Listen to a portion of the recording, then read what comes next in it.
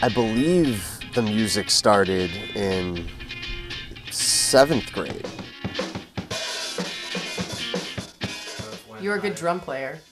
Relapse. I was always like, Dave, you don't do drugs. What are you relapsing into? You're like, life.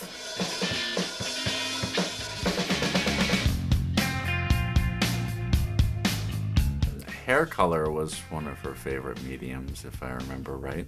And the outfits that your father didn't think should be worn in public.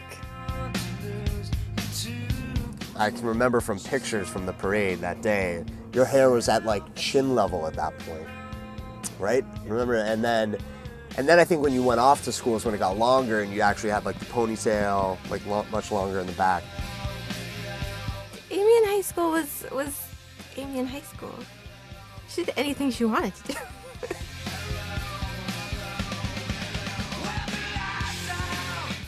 You were not a vegetarian. You were a cookie-atarian.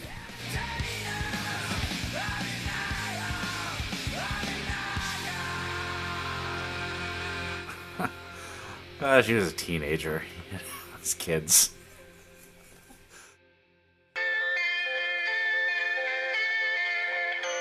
Well, I was a student at Mass College of Art. I met a young Amy Mae Sylvia, spry young lass that she was, with tons of moxie and spryness. We hit it off, more or less. That's actually the story that I tell when describing Amy Mae, is the story of the first day that I met her. Because with the sock puppets and the running through the crowd and the big hug and the loving of the brother and all of that, I think encompassed Amy Mae perfectly. I met Amy in the Sim Lounge at the Massachusetts College of Art. She came down and sat next to me and said, "Hi, I'm Amy Mae." And I said, We lived together at Robinwood Avenue in Jamaica Plain for probably a year or two.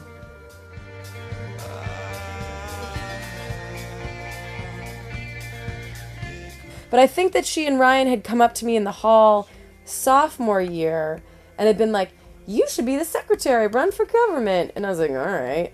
And like, I didn't really know who they were, but they seemed cool and funny and nice and interesting and smart. So I decided not to be friends with them. I was really shocked to hear that you decided to go to GW. And people remember like, "Dave, is he really into politics?" And I remember thinking like, no, not at all.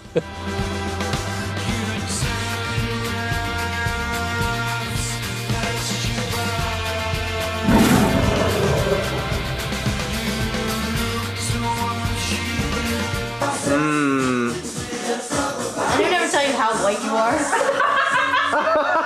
More like red. I hate you people!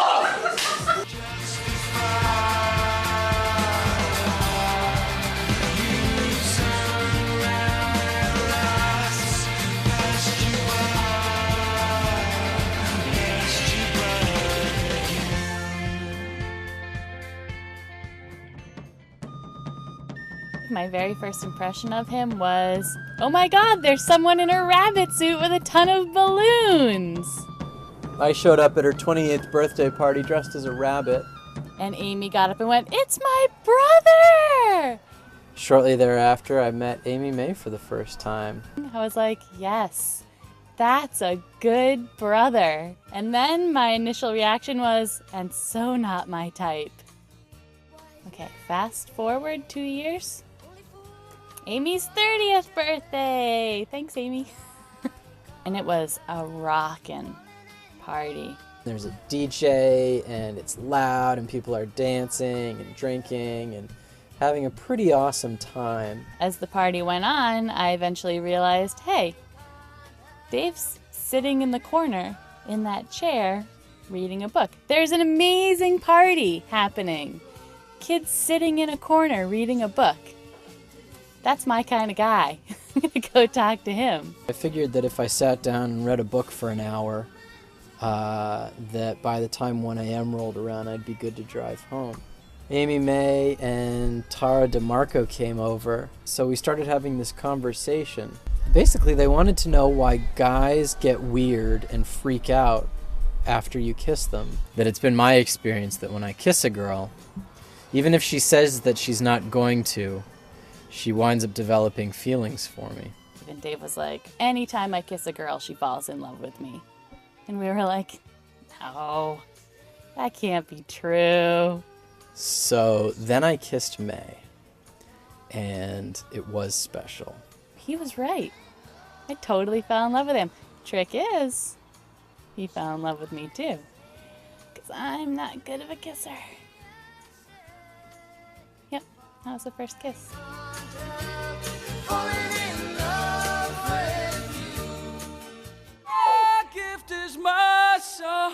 I'm pretty sure about this, but I'm pretty sure when you were asking what I thought, I'm pretty sure I said go for it. And this one's for you. As funny as it sounds, one of my earlier memories of like just knowing that they were totally into each other is Dave crying like a baby on Nathan's dad's bed. And I remember Dave being on the phone and just saying like, I love you so much. I have so much strength in me, you have no idea. I have a love in my life. It makes me stronger than anything you can imagine. I think that's how you finagled him to come to Jess's wedding. You said to her, this is the guy I'm going to marry, so you better let him come to the wedding. For you to say that, I was like, this might be really serious. I know that when you guys went around the country one time. Behind us? Cohasset. In front of us? The future! It's going to take you a couple of weeks. Then everybody back here was saying, well, if they come back talking to each other after being in a van for a couple of weeks on the road, it'll be a miracle. We're in love. Oh, yes, we are. First one to touch Pacific Ocean wins. Yay! We're gonna live in Portland, Oregon. So from here on out, we're heading east to get our stuff. You guys came back giggly and everything else, and we all said, wow, there's something special there. There's no way in hell most people would survive that, even if they're married, right?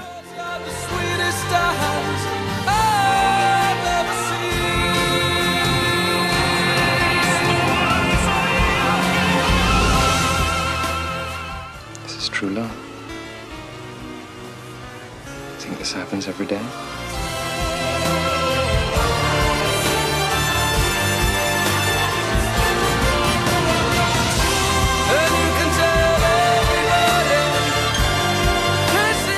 I really feel like Dave's my freedom. I really feel like I can do so much more having Dave in my life.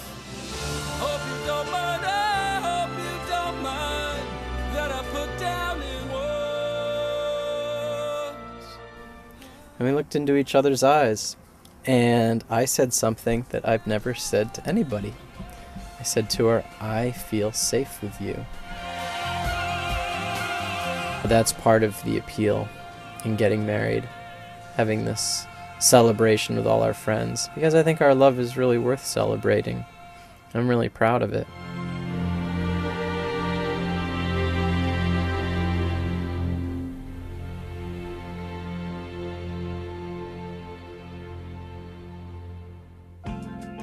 I remember that one of the cons was it would be more difficult to get a table at a restaurant.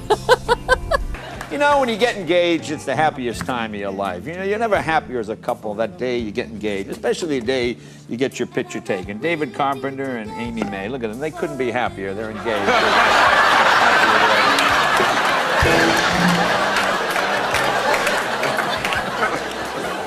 Can't wait to get those wedding pictures back. She gives the best hugs. Hands down. I think if she had met you, like, 15 years earlier, no way. Just do what feels right, guys. Do what's in your heart right here. That's all I'll never forget. Crab Rangoon. I didn't sign off on any of this. My lawyer is going to be seriously pissed. Okay, Pilgrim, wrap them up.